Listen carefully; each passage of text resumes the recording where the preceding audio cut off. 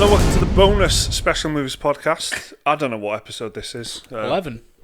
Thanks, Liam. Fuck yeah, Liam. We've just had some Kit Kat Chunkies with peanut butter. Beautiful. And refreshed coffees.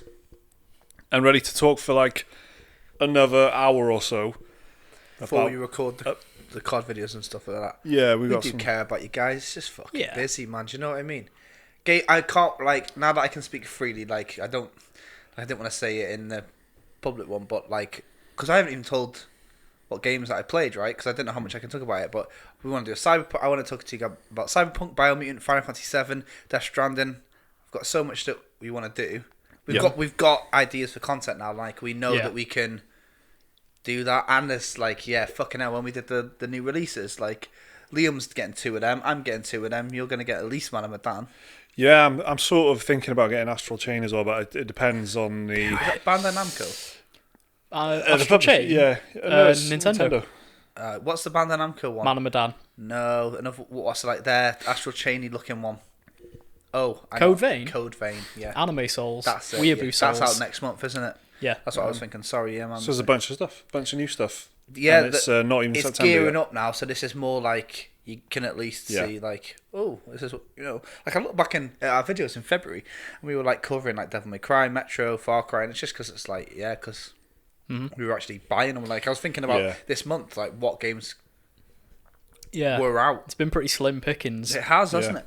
And the month before, like AAA wise, it has been quiet. It's not been amazing. I looked at what's like top 100, and it was like Sinking Cities in the top 20, and that was like a AA fucking European game, you know. And well, I was saying in the podcast, the main podcast, like I haven't felt like you know, when you like, there's a game coming and you're like, fuck, I'm gonna get that, and you put like 40 quid down and you wait for it to come through the post from Simple Games, not sponsored. You're like, you know, it's just, I have not had that, like, that chain of excitement in ages.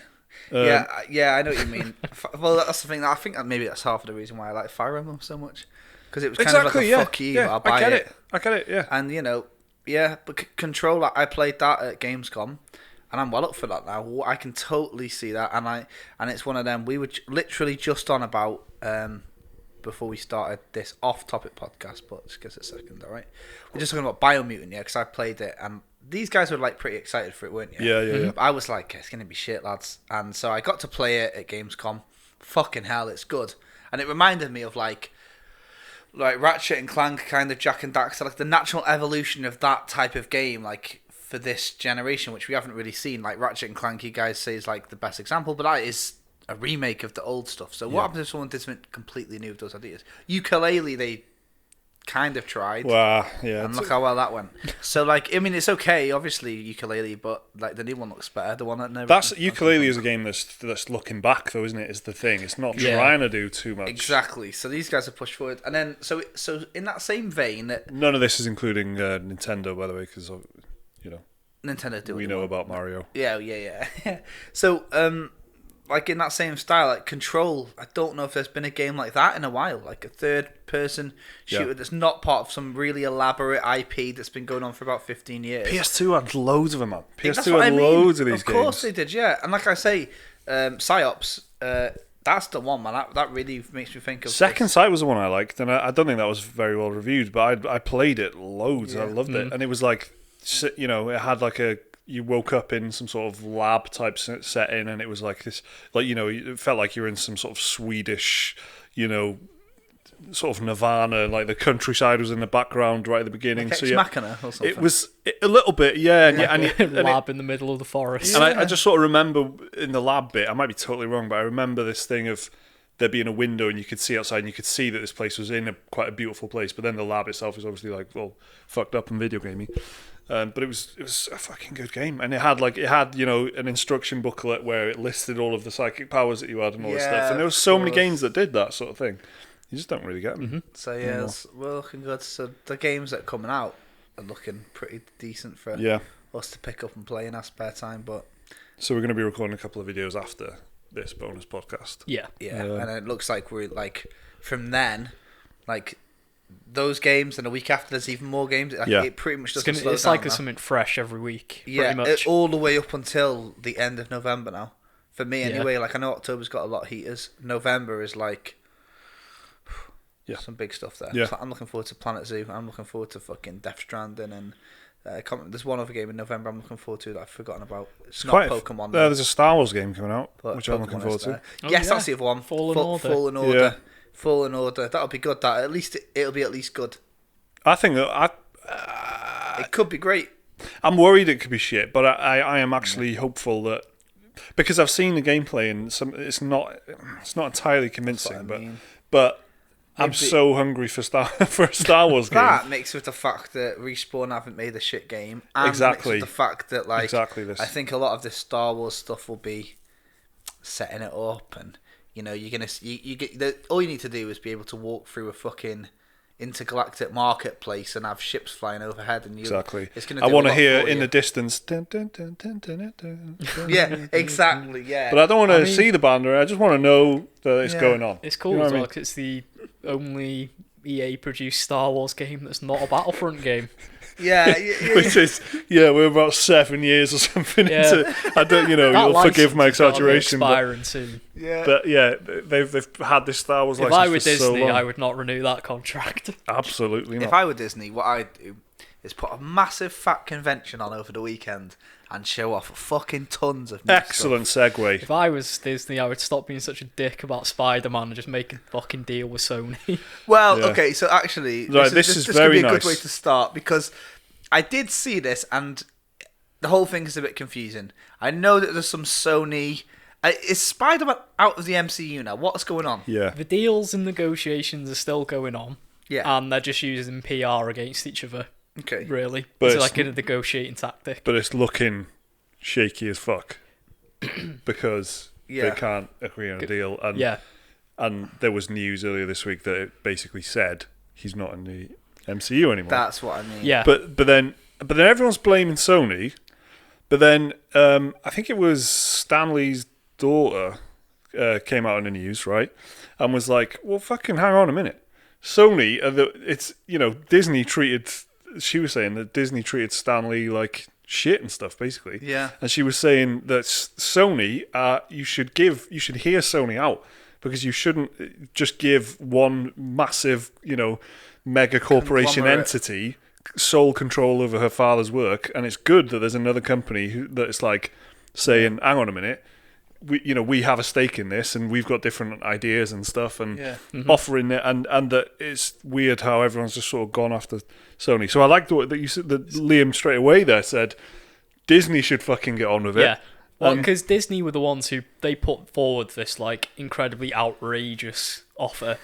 That was like the original deal was Disney got 5% of first dollar gross, which meant they got 5% of whatever Spider-Man production made within the first week of release, and they had all merchandise in, so they got all the toys and everything like that. And then Sony kept all the other money, and then they were meant to be co-productions between Sony and Disney. Yeah. But then Disney wanted to do 50-50, co-financing deal, and Sony were just like, we're happy with the current deal, and then Disney were like, well, we're not. And so Sony were like, well, we're walking then. And that's the last update. Sony have got the leverage here, I suppose, because big time. The thing, probably my least favourite thing about these connected universes is they're all cameoing in each other's work. And I have seen good examples of it, and Endgame couldn't have been as good as it was without all the setup. I get that. But I don't, I always say this to you guys, and I don't need to see Tony Stark. Not anymore. But I didn't need to see Tony Stark in every single fucking film that Disney did, right? Well, not what the Marvel taking his shades off, fast talking, or just saying, "Listen for a second, or just kid." going past the Stark Industries bus with a holographic Tony Stark on it. Yeah. That didn't happen, but that's what kind of thing they do, isn't it? Yeah. So it's like some Alex Jones. So, or going past some Tony Stark bus. Now that didn't happen, but it could. Yeah, exactly. There's no reason why it couldn't happen. If this deal doesn't go through, we won't get J. Jonah Jameson back. Well, this is the thing. Because he's owned by Sony. So ultimately, Marvel have got this the sort of ground floor fans in, because they just don't think of it as far as if Sony don't say yes, then Spider-Man's gone from Marvel Connected Universe, and I love my Marvel Connected Universe, so yeah, I can kind of see where like fans are split down the middle.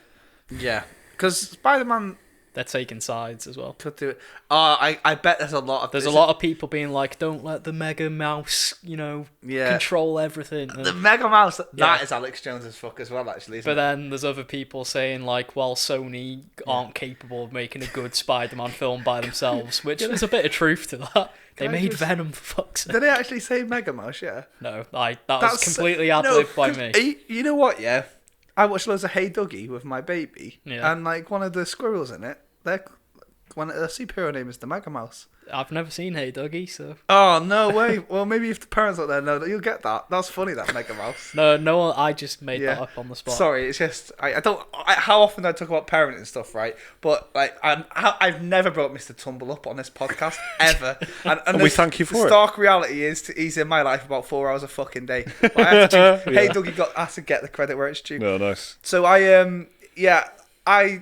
love to hate Disney because they are pricks, but they've made it very difficult this week Because they own everything.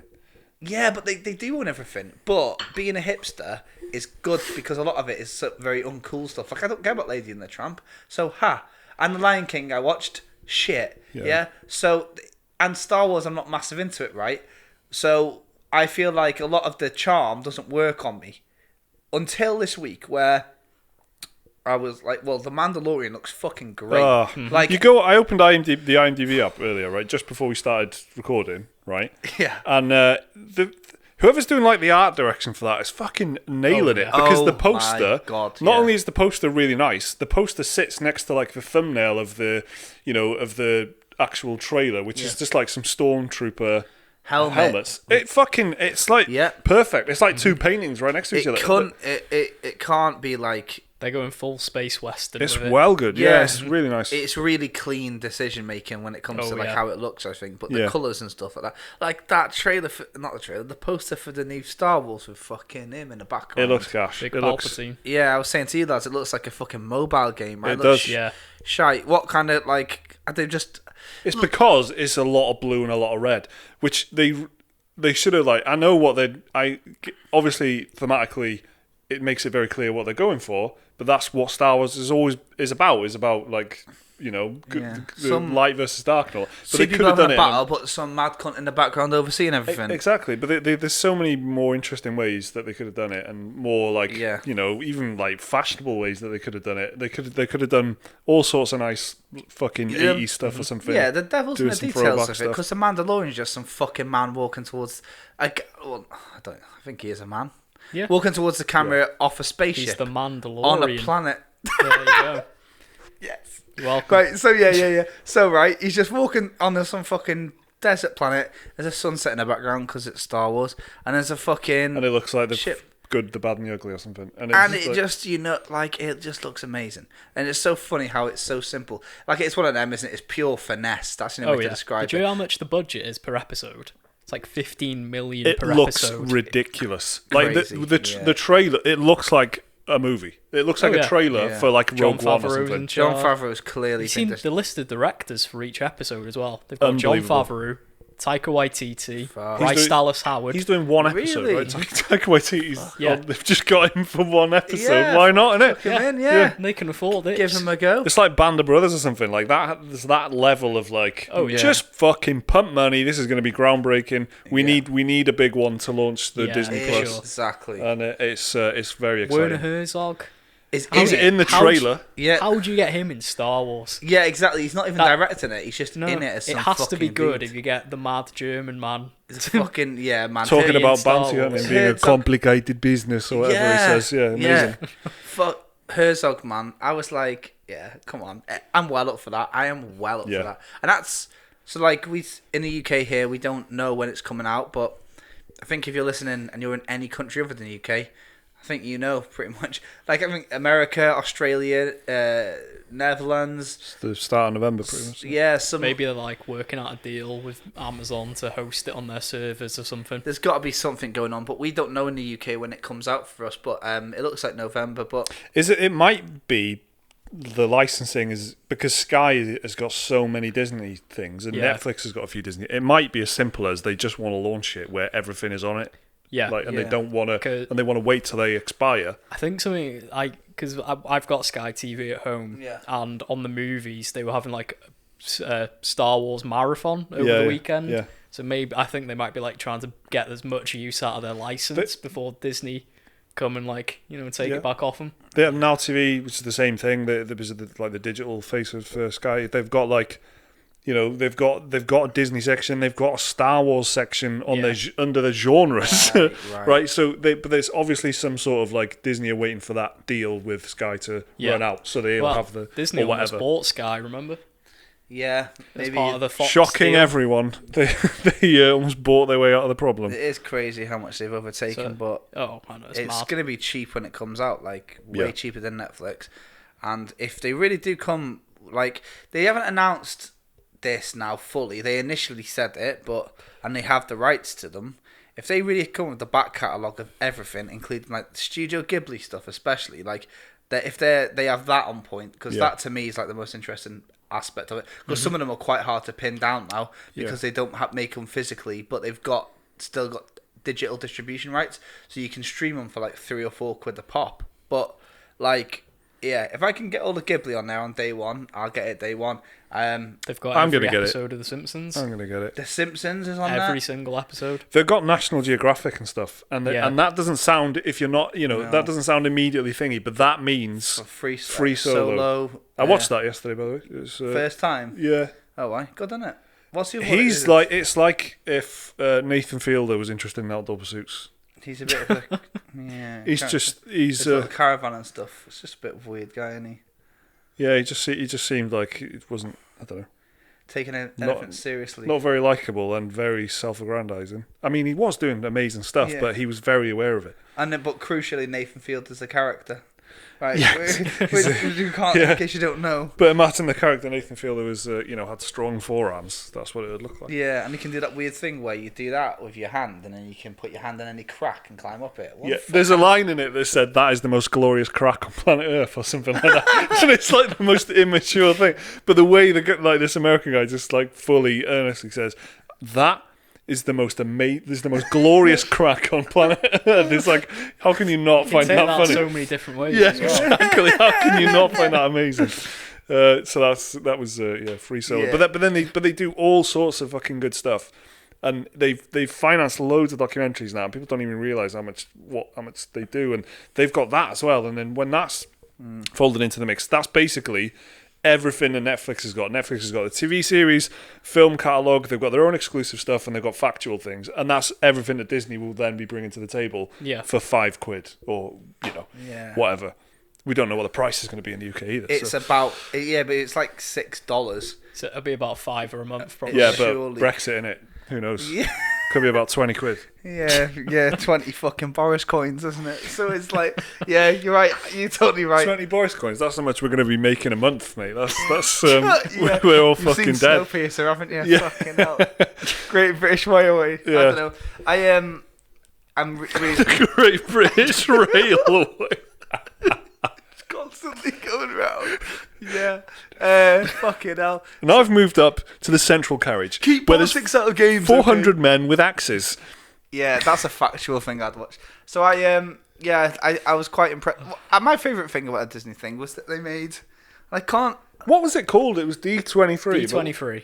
Is that what it's actually called, or was that like some? It's D20. It's always been D23. Oh right, I thought it was. For years. I thought it was a Twitter, like some sort of way of crunching the name down somehow. No, I don't know what the 23 has any relevance to. 23 Ds in the full title, so they've crunched it down.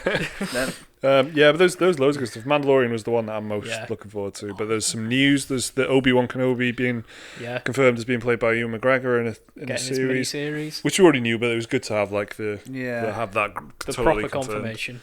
What else was there? What was that movie that you were? There was shitloads of Marvel stuff. There was 3 different TV shows. There was Moon Knight, which is fucking incredible. Yeah. Never thought Moon Knight would get any time in the light.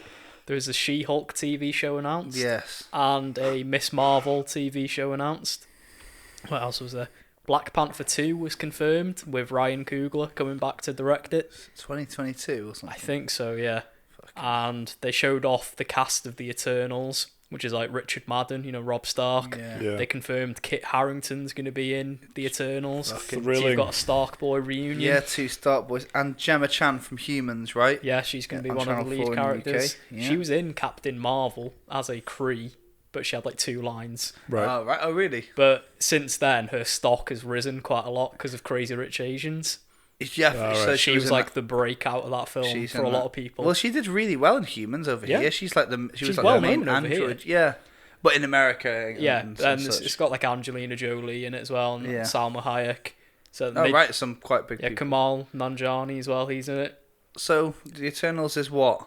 They're just like alien celestial beings. Is it a space council, or...? Kind of. They're like just guardians of space, really, but not guardians of So, the like galaxy. the obviously. Avengers, but this time just more intergalactic, kind of. Kind of, yeah. I don't really know that much about the Eternals, to be honest.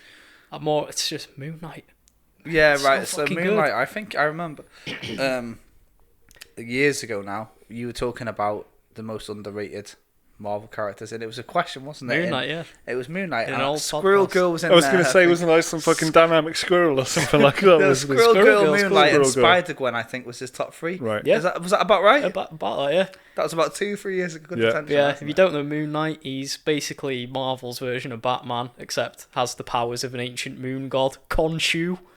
Is it and- Egyptian? Egyptian, That's yeah. it. Yeah. His backstory is he's a mercenary who was on a job in Egypt, On a got job. betrayed, got killed, Yeah. but the locals found him and took him to the temple of Khonshu, who resurrected him. Who's going to play him then? Who would you? They haven't said. No. I mean, who would you? Who would I want to Yeah. play it? Oh, I don't know, actually. Because I always like that. So game. is I he always an like that. Egyptian?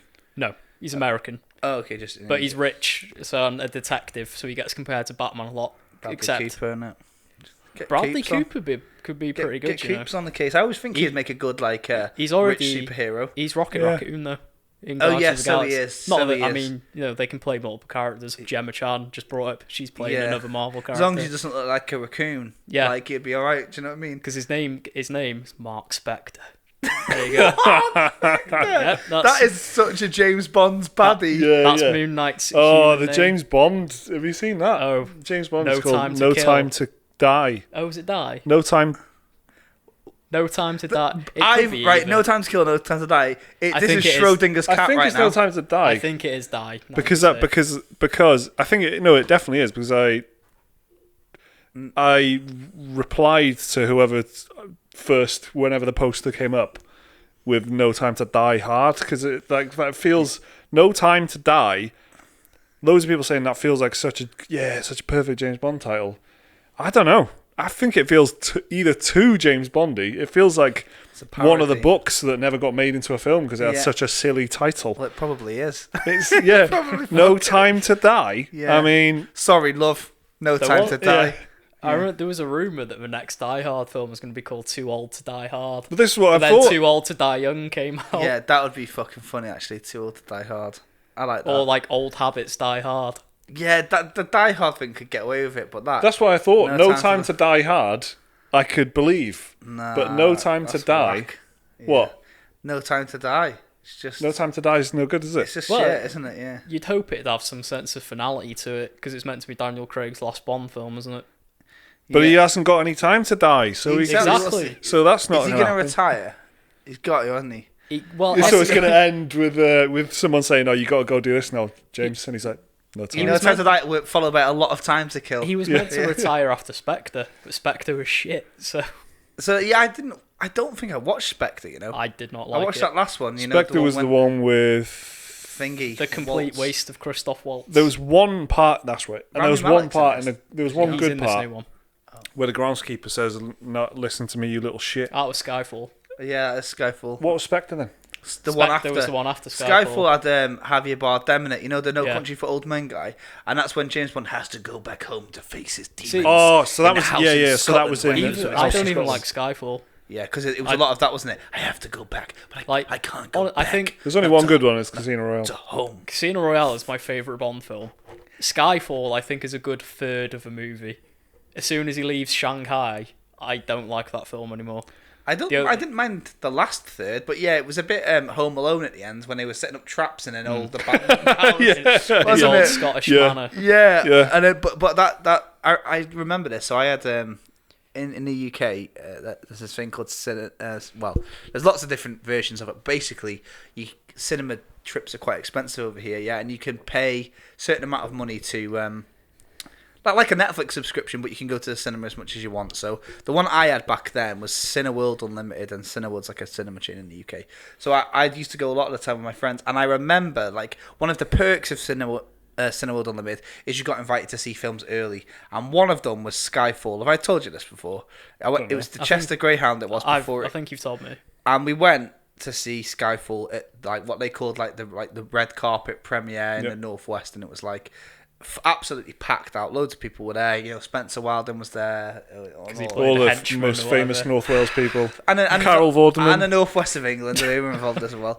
But yeah, so anyway, we got there, and the film, our tickets out were for 8 o'clock, yeah? The film didn't start until 9:20. Because it was the James Bond phone, it was the James Bond car, the James Bond perfume, the watch, the shirt, the pen. There was the pen. Yes. There was the James Bond pen. Yeah, that was what it was. Feels good. I had the exact same thing. I saw it in Llandudno. Yeah. Opening night, because like me and my dad have a tradition where we go see the Bond movies together. Sounds like a very father and son thing. It is, yeah. We've been doing it since Die Another Day, if I remember. Yeah. Okay. And so I remember going to the same, packed out, all the screens were sold out, and we got upgraded to a deluxe screen for free because they just couldn't cope with the capacity. But we booked our tickets, and we were waiting in line for half an hour, got told it'll be another half hour, got shepherded into the screen, and then, like you said, loads of adverts. Yeah. And then the film finally started. There's adverts and trailers, right? But the adverts for the James Bond stuff they were all different. You know, it was a man putting on a shirt, or a man putting on a watch, or you know, whatever. A man writing his fucking divorce letter with that pen or whatever. Right? Spraying his cologne on. Whatever he was doing, but it's all intercut with footage of Skyfall, and it's all pretty much the same footage because obviously they would have been given the same assets. Yeah, the marketing pack. Exactly, the asset pack. So I'd seen the same 4 or 5 scenes genuinely about 11, 12 times before the film started. So it already felt old when I was watching it, and I didn't like Adele did the soundtrack for it and everything. Mm-hmm. I just remember, so I went there at 8 o'clock. It's about a good 3 hours long. It started at 9. I got out at like, don't know, half midnight or something like that, you know.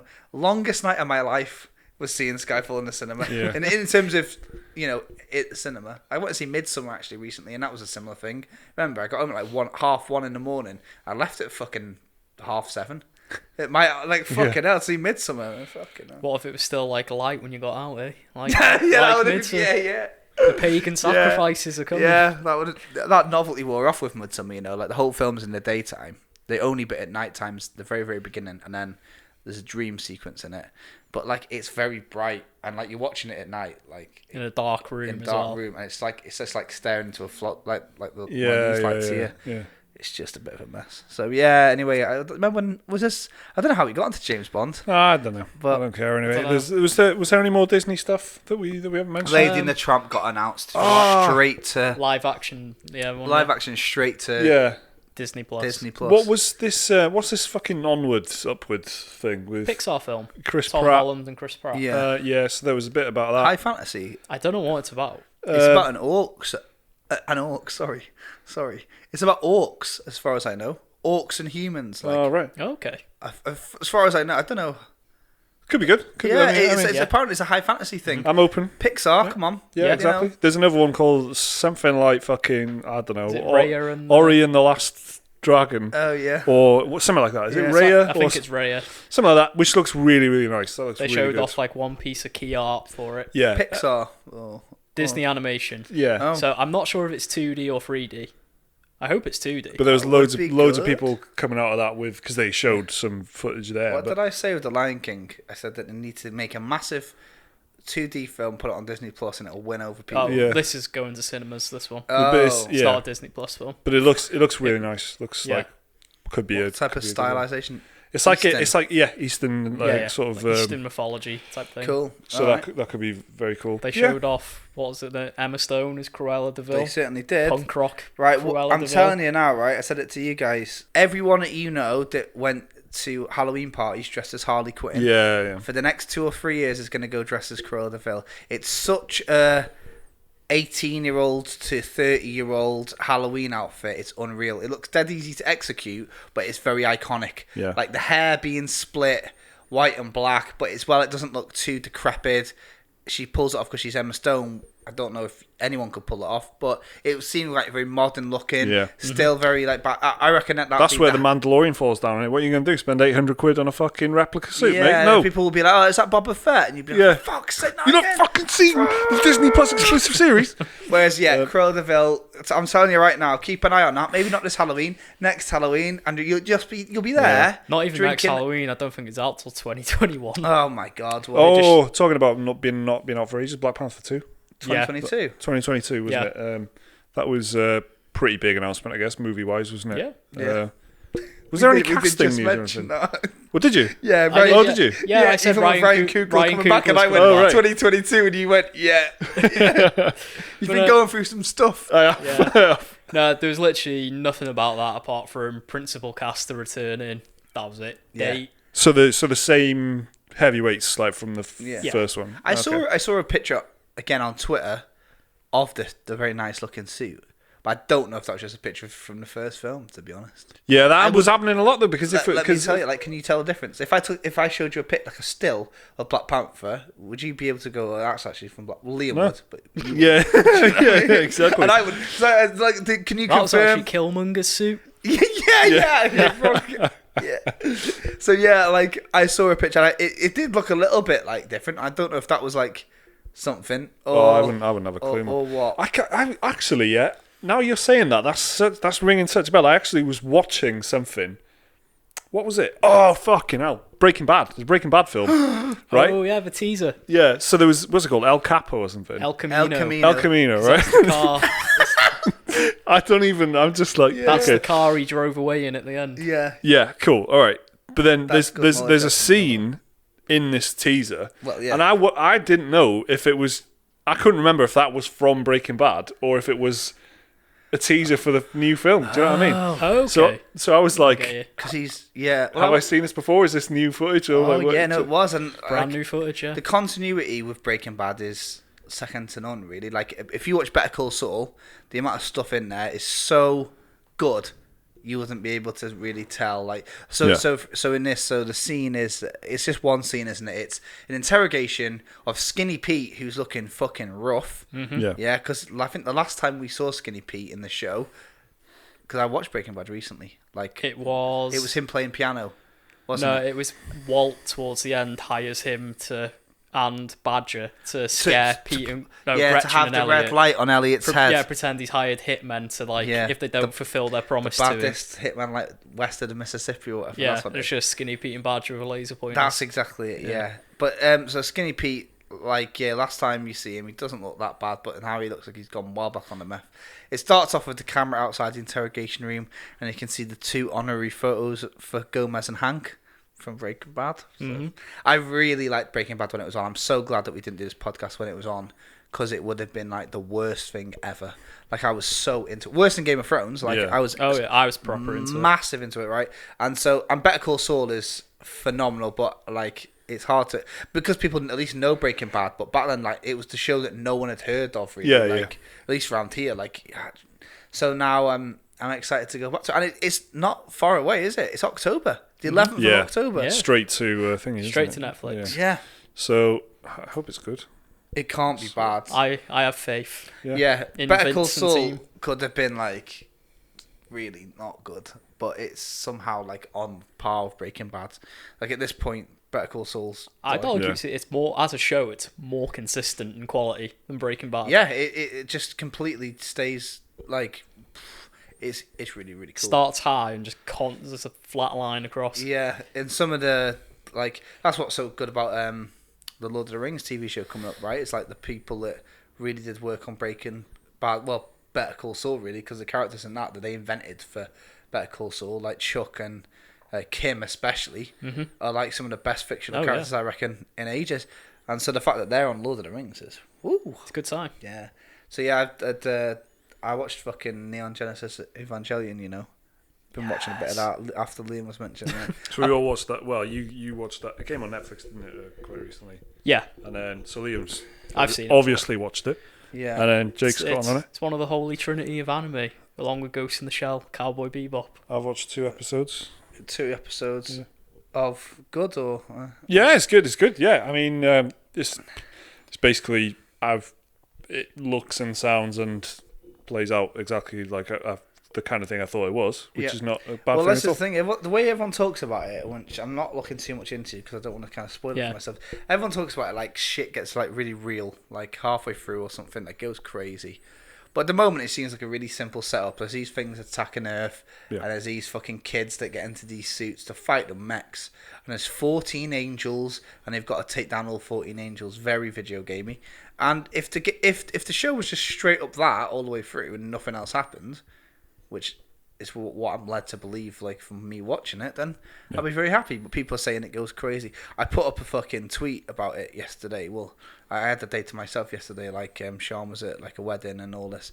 And I didn't have the kids, so I thought I'll try and if I can watch like an anime in that, because every now and then I dip into it. Like when anime is good, it's some of the best like written stuff ever. Like some really good stuff out there. But also there's also a lot of 600-hour, mini skirt wearing like bandit camp parade and stories that I can't be arsed with. So I just wanted to see if I should watch Neon Genesis Evangelion, or maybe there's something else I could watch. It was maybe a bit tighter, like I don't know, something I could watch in 3 hours. Do you know what you should have done, mate? You should have watched the Netflix documentary Enter the Anime, which could have been a handy guide for you as to what the selection was on Netflix. Well, actually, if you wanted to know the theme tune of Evangelion, that documentary was right up your alley. alley. I would like to get to know it more, because I every time, like Netflix gives you the option to skip intro, and then for like a lot of their originals, they'll automatically skip the intro. So I have to purposely stop it doing that on this, because the theme song for it is fucking ace. It is. It's an all-timer. Isn't it good? Yeah. You're not into it, no? Nah, man. Yeah, give it a few more episodes. Yeah, by episode 6, you'll be fucking raring to go. We'll come round next time, you'll be singing it. What are the lyrics in it? You're watching it in... I'm watching it in English, but the theme song is still in Japanese. Oh, okay. But I do have the subtitles on. And it does tell it's something like... if I can remember, this is the opening lines. If I can remember. It's more or less... Prepare for a perfect fucking memory. I am paraphrasing, but it's more or less a cruel angel's thesis. Become legend, young boy. Oh yeah, that's why I skipped it. Now I remember. A cruel angel's thesis. Become legend, young boy. I think they're the first 2 lines. I can't remember the rest. I think that was more or less Who it. needs any more than that? That's the fucking log line right there, man. That's a Kingdom Hearts fucking spin-off title. Yeah. So yeah, I've been quite into that. So how far are you into that then? Episode 8 is just wrapped up. So there's 26 episodes and a film that you have to watch. Yeah. The film, everyone talks about the film like it's the old Hunters DLC from Bloodborne, where if you speak to any self-respecting fan, they're like,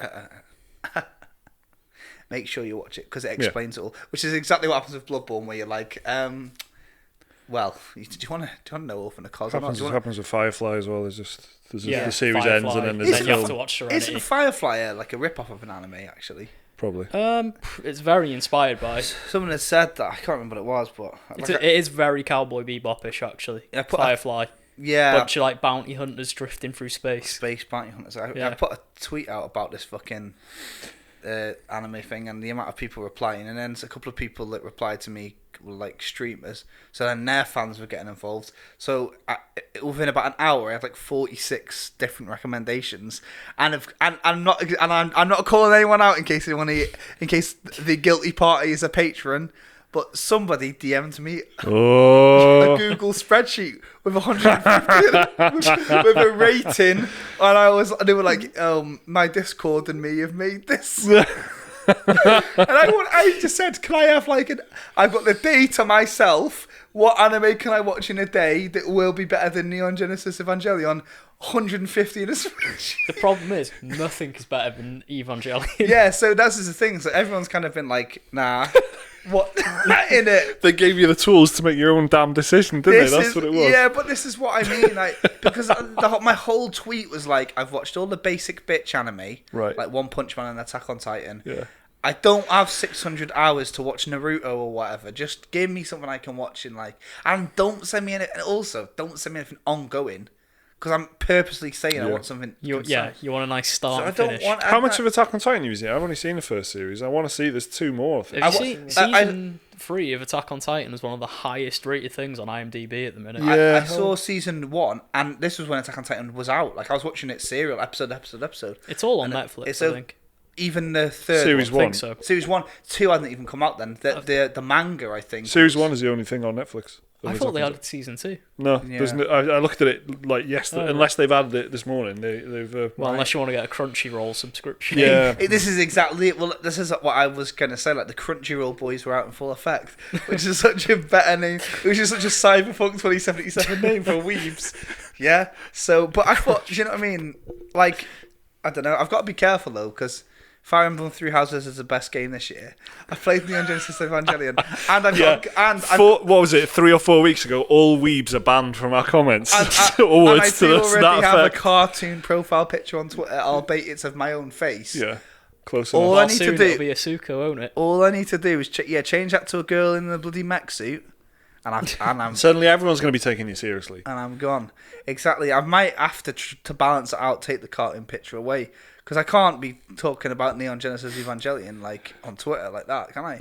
So yeah, the throes of anime have been So that's what you've been watching. cast around me at the moment, and yeah, hopefully well, that's the thing though. But I am genuinely into the idea of following it up by watching this thing called Ergo Proxy, which is another small. Apparently, you can do it in like 8 hours anime. So fucking, I'm gonna look try out for the Special Moves fucking anime cast. podcast soon. Yeah.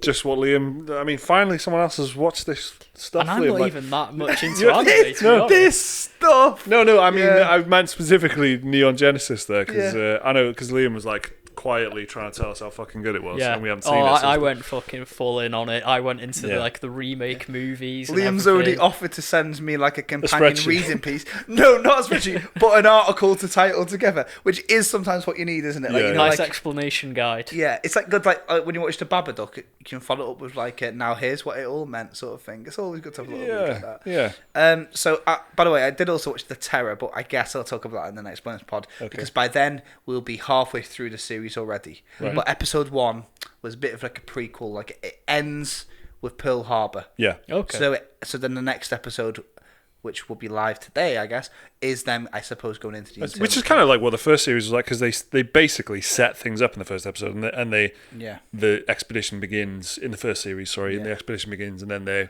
they reach the passage and. But they did that thing that I like very much when you're doing an episode like that is where they started it with 2 episodes. Yeah. So you could watch both at once. Whereas this, it was just episode 1. That's cool. Which kind of led to the reviews being like. Yeah. A bit like wanting more. Reviews are good for it though. Like good 98%. I'll definitely watch that when it is available to me. I watched what the fuck is it called? Once Upon a Time in Hollywood. Yeah. Tarantino film. Of course you did. The big Tarantino. I keep forgetting that. And when you sent me the wrong name, I couldn't tell if you were joking or just being you and just because I don't blame you. There is a lot to remember with all these names, but I honestly didn't know what you meant. Like normally I can like laugh and go, "Ha, he means that." Like if you called it fucking Neon Jitsu, fucking, do you know what I mean? Just wait until if he said Neon Jitsu Tokyo, I'd be like, he's been a dickhead and he's on about Neon And a Jitsu. bit racist, I think. I mean, Yeah. Just wait until he's watched it and I tell him to watch Neon Genesis, open bracket, Death, close bracket, Rebirth. I love this conversation as if I'm not fucking, you know. But I didn't know what you meant anyway, and because I've been away, I genuinely haven't even gauged. It's because every time, right? It's called. I have to like do a mental check because there's about 17 films called Once Upon a Time in something, The West, America, Mexico, and so on, right? Mexico. There are many, right? Yeah. There's and then so that makes me think of A Million Ways to Die in the West. Right? It's about a The million. Seth MacFarlane Yeah. one. And then it's a Tarantino film. So then It could be anything. Yeah, so, Unchained. Exactly. So I just took a fucking stab at it, and it was A Million Ways to Die But in what was Hollywood. the thing is, I honestly didn't know what you meant. Yeah, right? but you got there because I didn't actually give you the title, and then you figured out what I was talking about. But yeah, I forgot it was out because Yeah. I've not heard anyone else talk about it. So what's it like? Well, let me tell you this, right? Tarantino is as obsessed with Brad Pitt's arms as he is fucking Margot Robbie's legs. Like, it's Nice. it's a film about Brad Pitt and how much of a man he is. And He's not the main character either, right? there's two main characters, mate. That's what I'd say. And then Sharon Tate is a strong sort of undercurrent in it. Yeah. It's really good. I really liked it, but I really like the way Tarantino does dialogue and stuff, and I don't mean that in like I like his dialogue. I just mean because like with Hateful Eight and stuff, it's like that thing of like the bomb under the table sort of thing. Like it's the conversation, or Inglourious Basterds especially, the beginning of that. It's not because the dialogue is particularly compelling that you find that scene so amazing. It's amazing because of Christoph Waltz's performance, but also there's some Jews in the floor. Exactly, and that's where the tension is. He finds them, yeah, and it's like that tension sort of film stuff where it's the just same thing in Inglourious Basterds when they're eating strudel, Yeah, and that's a bit too long, but she doesn't know if he knows, and then you're watching it thinking, has he figured out that it's her? Yeah. So there's I can't remember exactly what it is, but that scene is like fucking. Oh no, the scene. The scene is it that one? There's a scene in Inglourious Basterds which is 35 minutes long. It's the one when they're in the basement. In the basement. Yeah. In the bar. With the boot. Yeah. It's something like that. I don't know if it's and 35 it minutes. ends in a shootout, but it's dead long. The opening conversation is very long as well. Yeah, it is. It's like a good 20 minutes. It is, yeah. But that I enjoy it, and I love like Hateful Eight is genuinely. I mean, it is a divisive film, and it's some people hated it and stuff, but it's fucking one of my favorite cinema experiences in years, like watching that. And then there's a lot of that in this, but the stakes are so much lower, and it's a much like sort of lighter film in a lot of ways. And he's obviously everything in it is just him showing how many films he's watched. And I doubt there's a person on planet Earth genuinely. I don't think there are critics who have watched as many films as he has watched. He's clearly like don't tell Edgar Wright that. As I say, have you seen? There's an interview, like a podcast thing between it's Tarantino, Edgar Wright, and they're both like one-upping each other with obscure film references. And then this is Tarantino. Okay, so this sounds like Tarantino going, "All right then, Edgar Wright. Let's see how many fucking movie because it's so." I got maybe 3 or 4 of the very obscure. Well, the ones I got weren't very obscure, but there's obviously a lot of very obscure movie references in it. Yeah. Just things on the radio, incidental things, people will mention stuff. It's presented in a really weird way. It's presented in a way like, for the beginning of the film, it's like, do you remember, They Shall Never Grow Old, where it's like, starts off in a square, like really tiny aspect ratio. Yeah. It starts off like that, and the TV announcer's talking to you, and there's a lot of like, I don't care, I'm Tarantino-isms. There's deliberate jump cuts in it in one scene.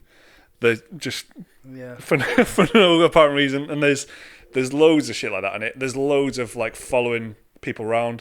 There's a scene where Brad Pitt is just driving for like probably about 5 or 6 minutes. There's a very good point in it, and it illustrates a point without saying a word, right? This driving, but it is 5 or 6 minutes of Brad Pitt just driving, right? And there's loads of shit like that in it, but it's very entertaining. I've got to say, near the end, I honestly, I'm not squeamish, and I'm usually very good with horror. I don't like jump scares, don't get me that often and stuff. But near the end, in like the final third, I was just getting more and more like, oh god, I can't watch where this is going to go. I don't want to see where this is going to go. Right, and I'm not going to tell you how it pans out or anything, but it was just it built tension in the most unusual way by making you watch the characters over like 2 hours basically, and it's literally just vignettes of like their life, and this is DiCaprio like fluffing his lines, and here he is like an hour and a half later, here he is, but he's actually things are a bit different now and stuff, and you just get a slice of their life. Yeah, this is what confuses me about the trailers and stuff. I'm not sure how Manson and Sharon Tate fit into this story. Yeah, it's best TV not worrying about it. Gone into a film star, and then Brad Pitt's his stunt double, I guess. The honest to God, how's Bruce Lee fitting into it? Do you know what I mean? It all just seems like 3 films. I'm watching trailers for 3 films. like it is a bit like Pulp Fiction, where there's just different things going on, and then but then they all sort of interwove at one point or another. But I just wouldn't worry about it because he is. I can't. There's nothing I can say, without spoiling it, really. Okay. But I would just say don't worry about it. It's definitely, as long as you don't hate Tarantino films, this is possibly the most Tarantino film ever, like including Pulp Fiction and that. This is just fucking beyond. This is like, yeah, this is okay. He's. I think he said right that this is like the one. This is like his. But he probably says that every time, doesn't he? Fucking prick. He did say that about Django at least. Yeah, but he's definitely said this is his magnum opus. And he's only got one film left. He was never going to make Hateful Eight at one point because the script leaked online.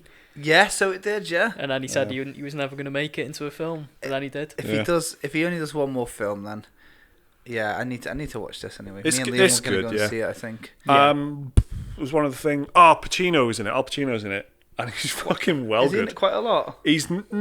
But he does. He's got a good role. Does he prove he still got it at least? Because his career's been a bit of a roller coaster. Well, in the last few years. I wasn't a fan of even some of his more iconic like Heat, and I didn't enjoy. Heat's amazing. But in this, he's not doing Pacino stuff, but at the same time, yes, he's sort of like.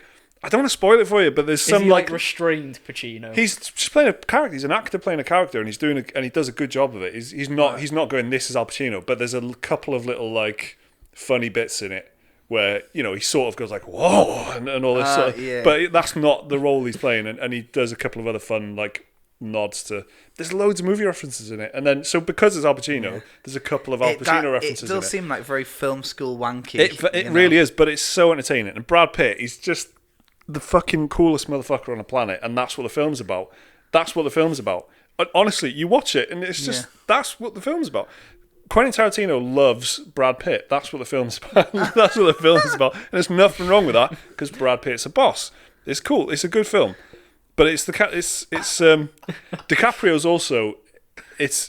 He's better in this than he is in The Revenant. What? But what did he do? What did he do in The Revenant? What about compared to Django? He's good in that, isn't he? It's very different, but Django's quite an obvious. It's an easy thing for him to sink his teeth into, but this is difficult. Like there's scenes in this that you could watch and go, "That is the most boring shit I've ever seen." But you could also watch it and think about what DiCaprio's doing because he's acting. It's almost like him playing himself. He's acting an actor who's struggling, but then going on this weird emotional stuff. And there's it's funny you mentioned Django. There's one scene in it that is totally ad lib. That was DiCaprio's idea, and I found that out later. And then now that makes complete sense because it's a fucking excellent idea, and it's a kind of actor's idea that it's just in the film.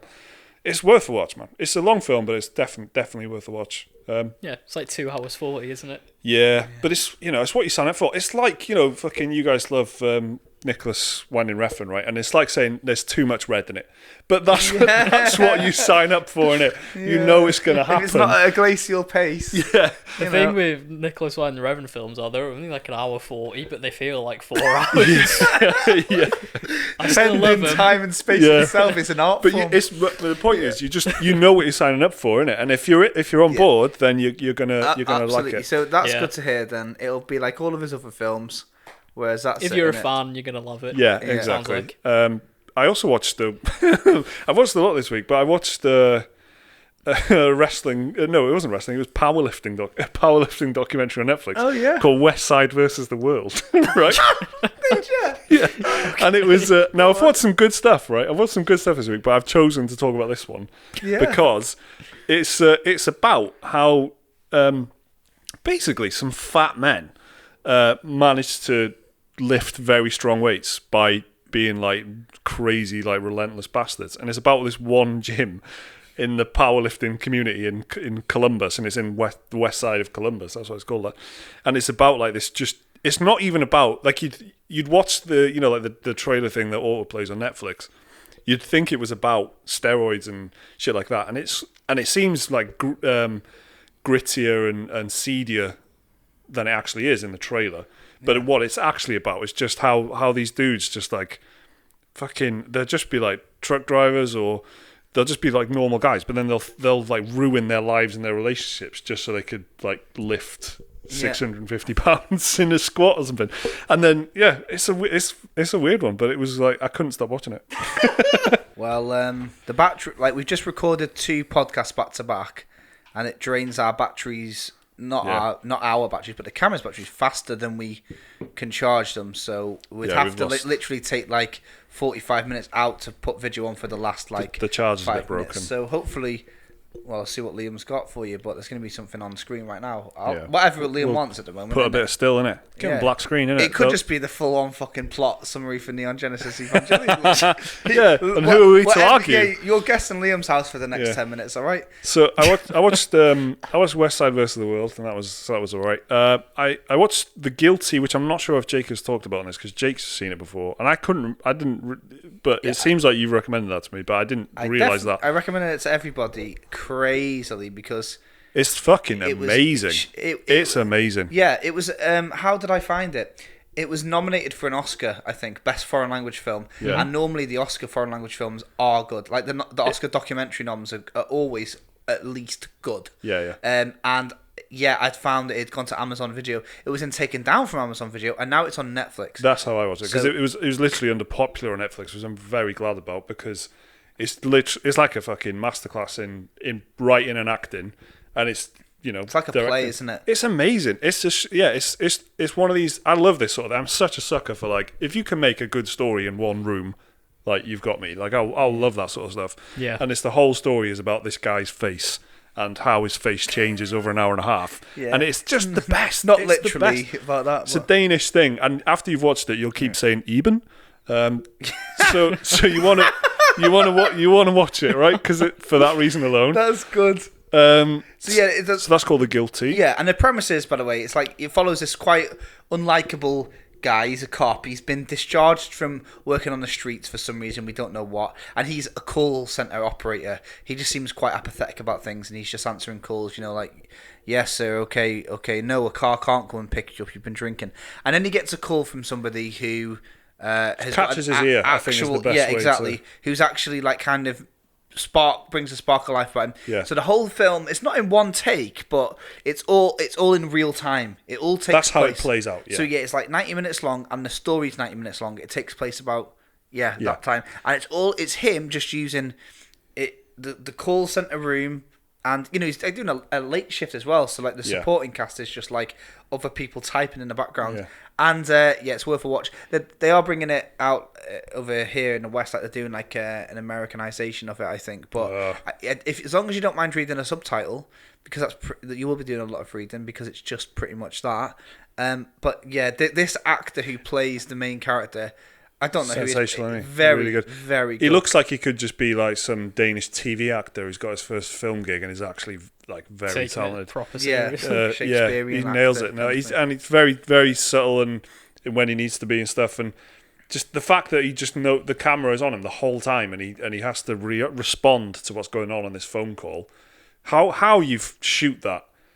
I mean, there must it's very interesting to watch, and it's. Yeah, and if you watch the sort of Netflix autoplay trailer thing, that just play a little scene, if that doesn't grab you immediately, I don't know what will. Cause does it? It's really good. Yeah, it's worth. Honestly, if you do it when you get home, right? It's just it's like 30 seconds long. It just gets your attention straight away. Like it's a very, very good film. And I also watched I Am Mother, which is the sci-fi film with I can't remember her name, and also a new girl. It's not Hilary Swank, is it? It's Hilary Swank, cheers, Liam. And I don't know where that came from. Nice. It's basically a similar type of thing, I guess. It all takes place in one underground bunker, like Ex Machina, sci-fi bunker. It looks a bit like. Yeah, not as good as Ex Machina, but it's it's very well reviewed. Like it's got Ex Machina is like This ain't going to be winning any fucking anything, but it is good.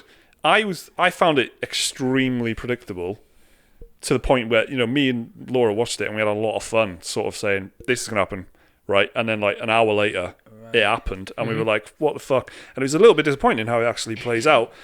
And then I googled maybe thinking I'd got it wrong or something like that, but I googled it and I was sort of horrified to see massive Reddit threads of people saying, here's why this is the case. And I'm like, well, yes, that is the film basically tells you.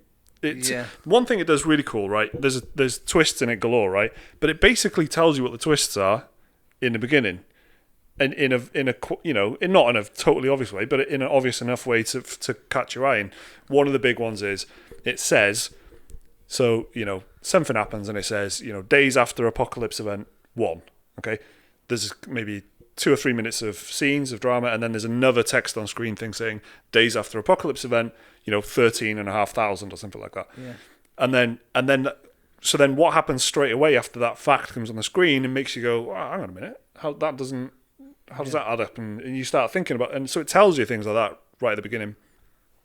But if you have watched any sci-fi before, and if you've read, especially if you've read any short like sci-fi short stories and stuff, you'll just know what's going to happen from a mile away. The trailer, based on what you've said, the trailer, I don't know what film it was. It might have been Midsummer, actually. Okay. There was a trailer in the cinema. I saw a trailer in the cinema. Yeah. And I thought it looked like an Ex Machina kind of premise. And there's this, and then it shows loads, and I was like, that's got to be a double bluff, or that's got to be like halfway through, or some sort of I don't know, like what they call it, like a virtual run of what's happening, a simulation. Yeah. That can't be the plot of the film, can it? Because it pretty much shows about 80% of the film, including some twists and I haven't seen the trailer, so I can't tell you how much it does give away. Right. There is a lot of plot to get through, surprisingly, considering there's so few characters in it. But I can imagine that they would do that because of the kind of film that it is. It's good though. I mean, it's like it's entertaining enough, and it was well done, and there's nothing wrong with it at all. Like it's worth a watch. I don't know who made it or anything. I don't know if it is a Netflix film, as in they produced it, but yeah, I think it's or if they've just bought it. But it's good. It's worth. I recommend it, but yeah. If you're a master of the genre and you're sitting there and you're thinking it's gonna throw the tropes out the window, then it doesn't do that. It's like what I was saying to you before, Jake. Like if you really love horror, right, and then a film like The Witch comes along and then it does some proper interesting stuff, and you get loads out of that. But then this if you're like the equivalent sci-fi type of thing, you've seen loads of sci-fi films, and this isn't The Witch. It's almost paint by numbers. What's going to happen next? In a way, yeah. But it's good. It's good. Yeah, I mean, we've been talking for ages now, so they can't see our faces anymore. I don't. Yeah, what's Liam have to put on the screen? That's a good question. I'm looking forward to seeing that. To finding out. So yeah, should we have a cup of tea and then do a couple more videos? Yeah, absolutely. I've got remind me next week. I want to talk properly about Haunting of Hill House. I finished that now, but I'll bring it. Yeah, that's good, isn't it? Yeah, we'll do. Yeah, we'll talk about that next time. We'll do that 'cause, that's a good show. You just mentioned horror, and that did that. So yeah, we'll do that then. But yeah, you're off to get married now. Yeah, cheers. In terms of the patrons' opinion, anyway. So I am. Nice one, patrons. We'll speak to you very soon. All right. Hope you have a nice time. Thank you. See you soon. Bye. Bye. Bye.